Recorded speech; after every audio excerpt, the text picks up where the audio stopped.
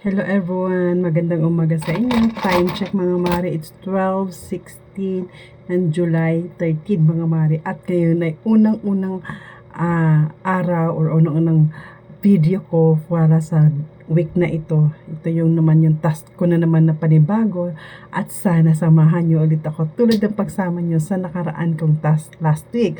At sisimulan ko ang video na ito sa pag-i-introduce pa rin mga mare nitong tripod na ito. Oo, kasi mga mare, nire-refer ko talaga ito, nire-recommend ko talaga sa inyo to. At kung bakit ko nire-recommend mga mare, kasi bilang isang vlogger na tulad ko mga mare, kailangan natin mag-invest sa mga ganitong gadget or sa ganitong mga tripod mga mare, kasi napakalaking tulong nito.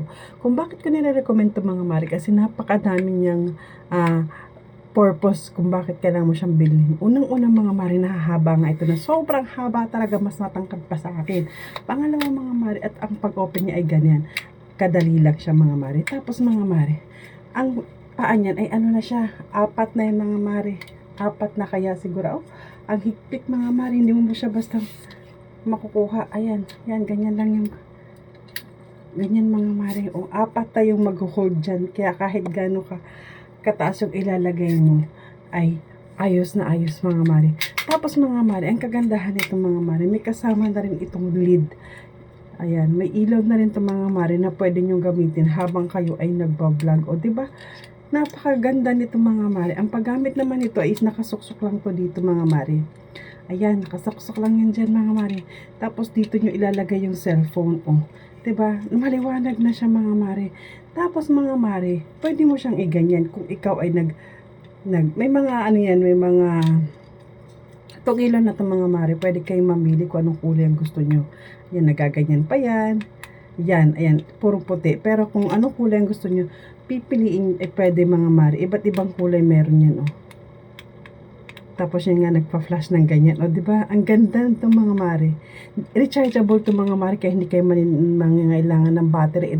I-charge lang siya.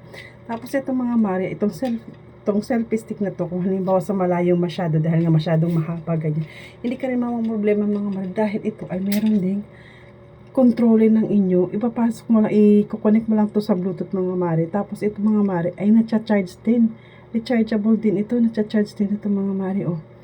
Oh, may controller din ito sa boses ng yung ano. Tapos ay ito nga ganito pag magsa-selfie ka mga mare.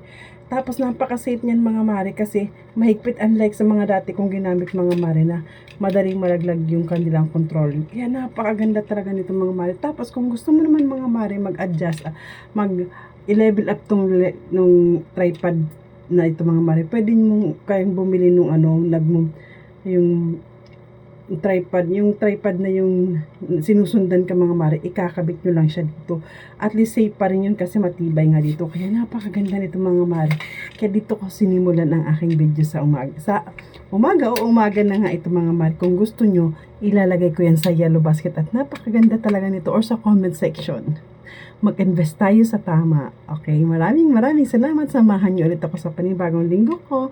Don't forget to follow, like, and share. Love you all.